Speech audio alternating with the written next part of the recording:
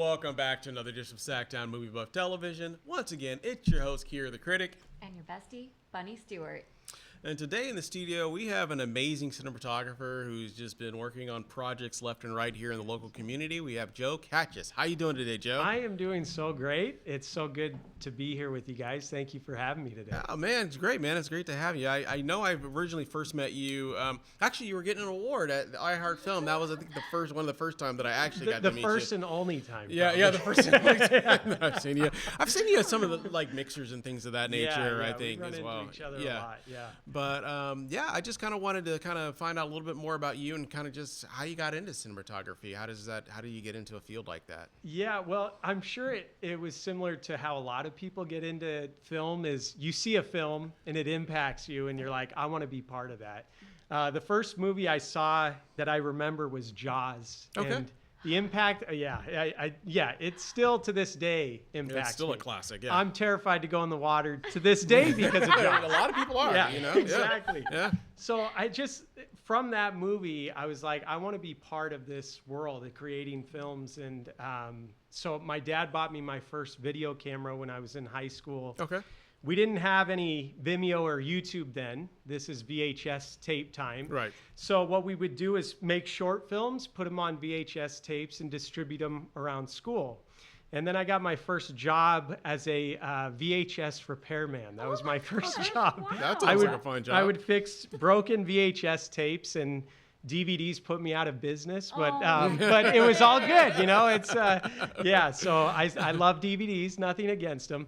But that was my first job. And then from there, you know, it was going to college, taking theater and film classes, learning lighting, learning techniques, and then just getting in the industry, getting on set and meeting people. And that's really how it came to be. It was all from one movie, from Jaws, man. Very cool. Amazing. Yeah. So are you going to see their 50th anniversary? Oh, absolutely. I think last summer, me and my kids watched Jaws probably 20 times over the summer. I'm not exaggerating. They love it just as much as I do. Every Shark Week, you guys are just like, every let's Shark get it. Week, man. I see every Shark movie with my niece. We always go to the theater, whether it's good or bad. We always see every Shark movie together. Very cool. So, yeah. There's some good ones that are outside of Jaws. There's also some really bad ones. Sharknado, maybe. Oh my God. Maybe. Yeah. The Meg. The Meg, classic, you know.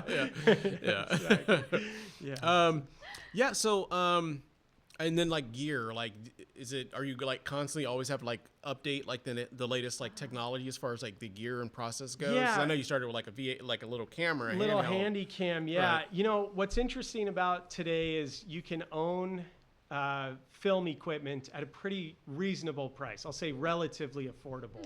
Okay. Whereas before in the past, like to get that high-end image, there was a massive gap. Well, that gap has closed today. So you can keep up to date with gear pretty easy today and for a relatively affordable price. So yeah, I'm constantly trying to try new lenses. I'm actually using some lenses that were just announced recently called Zelmus Auras that are anamorphic lenses, and they come from Ukraine. They're handmade, and I've been testing those out at a bunch of projects and absolutely love them. They look like the Panavision Cs. They're incredible lenses, yeah. Wow.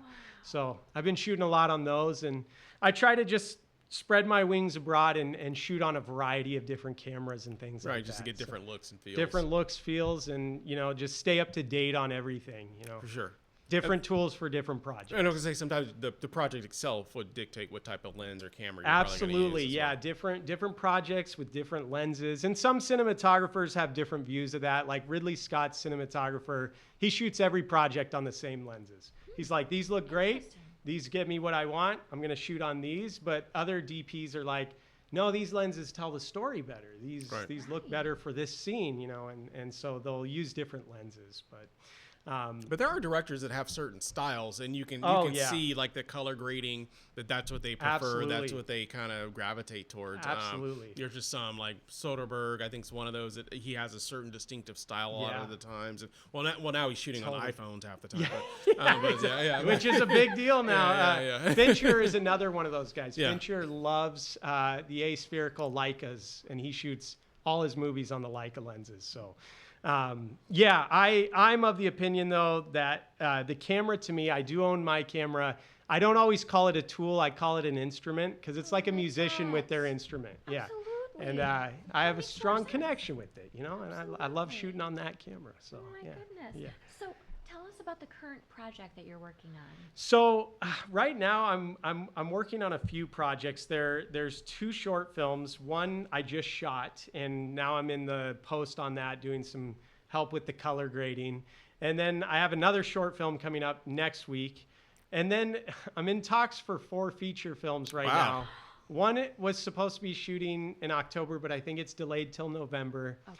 And then there's 2 in talks for the spring and maybe 1 for next summer. So Very cool. yeah, so we'll see if those happen. Yeah. But one's in pre-production, so I'm very confident it will happen in the next few months. Sure. So exciting. We just had somebody on the show that just said that you were their cinematographer for one of their projects. I can't remember who It that might was. have been Brandon Yes, and Dania. Brandon and Dania. Yeah, we shot yeah. a Western together. Yeah. and- Wait to see that. Oh, Yeah. it was a blast. Yeah. And both them are just incredible. Dania is a great director, artist, and actor, and Amazing. Brandon's an amazing writer, actor. They're just great people to work with. So, yeah.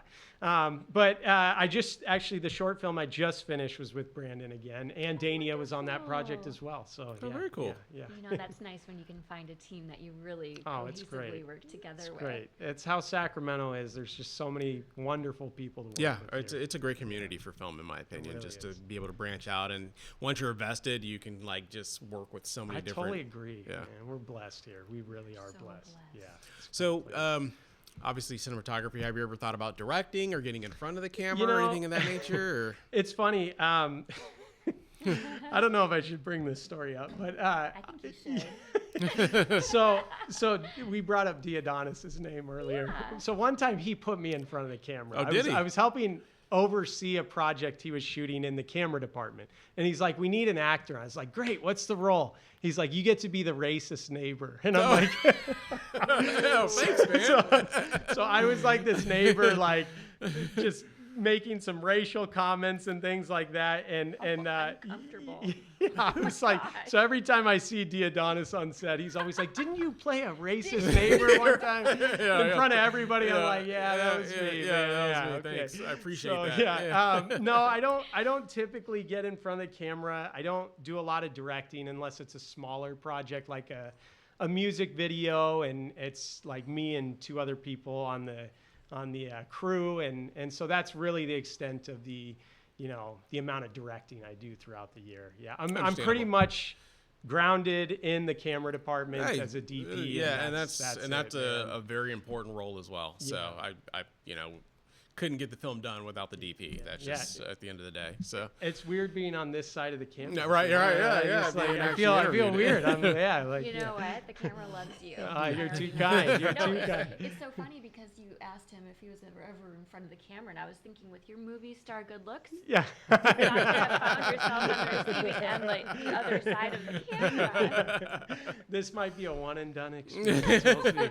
or it may turn into something even bigger. Yeah, exactly. Well, Might be a career-changing moment. For right sure. here. Yeah. Well, before we let you go, if anybody's interested in using you as a DP, cinematographer, Yeah. what's the best way they can get a hold of you to contact and reach out to you for their projects? Absolutely. I'm pretty active on Instagram, so @StoryLitFilms is my Instagram, and then my website is www.storylitfilms.com. So those 2 places are where people can find me. Well, thanks so much for being on the show, Joe. It was great to sit down with you, and Thank we'll you for definitely having have me. you back again Yeah, sometime, it was man. awesome hanging out with you guys. Thank you so Hey, much. likewise, man. Great to see you. Well, thank you once again for watching another edition of SMBTV. Hope you have a great day. Thank you.